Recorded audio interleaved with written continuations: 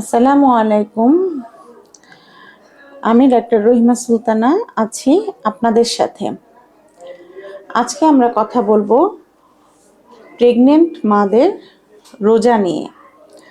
সাধারণত এই রমজান মাসে সবারই একটা কোয়ারি থাকে যে ম্যাম, আমার তো কনসিভ হয়েছে, আমি কি রোজা রাখতে পারবো?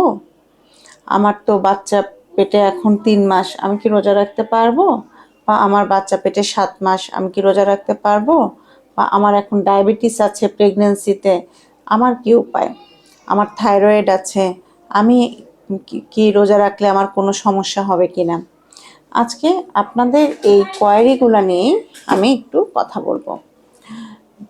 আমার রমজান মাস হচ্ছে একটা পবিত্র মাস এবং এই মাসে আমরা সবাই চাই কোনো না কোনোভাবে হচ্ছে আমরা ইসলামিক ধর্মমতে আমাদের ধর্মকর্মগুলোকে আরেকটু বেশিভাবে করতে, আল্লাহকে সরাসরি যাতে আমরা কাছে পাই, সেই সময়টাতে আমরা ইবাদত বন্দগীর মাধ্যমে এই পবিত্র মাসে আমাদের সময়গুলো বেশি ব্যয় করতে পারি। এখন কোয়ারি হচ্ছে যে ইসলাম মতে, আমাদের ধর্মীয় মতে, যদি একটা সুস্থ সবল প্রেগনেন্ট মা বা প্রেগনেন্ট মহিলা রোজা রাখতে কোনো অসুবিধা হয় না। এটা হচ্ছে ইন জেনারেল। কিন্তু কাদের ক্ষেত্রে একটু অসুবিধা হতে পারে, যেমন প্রথম ট্রাইমেস্টারে কেউ যদি অতিরিক্ত বমি করে এবং সেই বমির কারণে তার রোজা ভেঙে যেতে পারে এবং সেক্ষেত্রে তার জন্য অতিরিক্ত বমি হলে সেই রোজাটা না রাখলেও পরবর্তীতে সে এটা কাভার করে দিবে। এছাড়া যদি দেখা যায় কোনো ডায়াবেটিস মা, তা সে ইনসুলিন নিচ্ছে, তাহলে সে ইনসুলিন হাইপোগ্লাইসেমিয়া হয়ে যেতে পারে এবং বাচ্চা খারাপ হয়ে যেতে পারে। সেক্ষেত্রে হচ্ছে সে রোজা না রাখলেও তার সমস্যা নাই।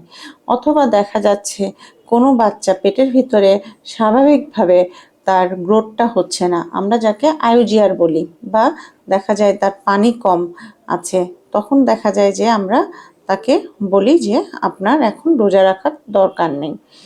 এছাড়া দেখা যায় শেষ মুহূর্তে যদি কোনো মা তার বাচ্চার নড়াচড়াটা কম পায়, তাহলে সেক্ষেত্রে সে রোজা না রাখলেও তার কোনো অসুবিধা হবে না। সাধারণত মধ্যবর্তী প্রেগন্যান্সির যে সময়টা, এটা একটা সেফ সময় এবং এ সময় সাধারণত রোজা রাখলে কোনো অসুবিধা হয় না। এখন যে রোজাদার প্রেগনেন্ট মহিলা, সে কি করবে? সে সন্ধ্যার পরে থেকে সেহরি পর্যন্ত পর্যাপ্ত পরিমাণ খাবার খাবে এবং পানীয় খাবে। যেমন সে যেন বা তার হচ্ছে প্রোটিন জাতীয় খাবারটা বেশি খাবে, ভিটামিনস জাতীয় খাবারগুলো সে বেশি খাবে, সে কার্বোহাইড্রেটটা একটু কম খাবে। প্রোটিনের মধ্যে কি কি আছে? যেমন মাছ, মাংস, এগুলো হচ্ছে প্রাণীজ প্রোটিন। আর ডিম, এটাও প্রাণীজ প্রোটিন। কিন্তু উদ্ভিজ প্রোটিন যেমন ছোলা, ডাল, এগুলো হচ্ছে উদ্ভিজ প্রোটিন। এই জিনিসগুলা একটু বেশি পরিমাণ সে খাবে। আর হচ্ছে বাদাম জাতীয় খাবারও সে বেশি খাবে, যেটা হচ্ছে তার পুষ্টিগুণটা ধরে রাখবে। এছাড়া পানিটাও সে পর্যাপ্ত পরিমাণ পান করবে এবং বাচ্চার নড়াচড়াটা খেয়াল করবে। যদি দেখা যায় যে বাচ্চার নড়াচড়াটা ঠিক আছে, মানে এটা 24 ঘন্টায় 12 বা 13 বারের মতো নড়াচড়া করে, তাহলে দেখা যাবে যে তার ঠিক আছে। এছাড়া তার গ্রোথ স্ক্যানে যদি দেখা যায় তার বাচ্চার গ্রোথ ঠিক মতো হচ্ছে, তাহলে সেক্ষেত্রে তার রোজা রাখতে কোনো অসুবিধা নেই।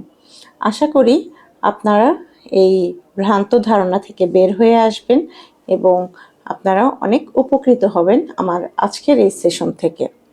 ধন্যবাদ।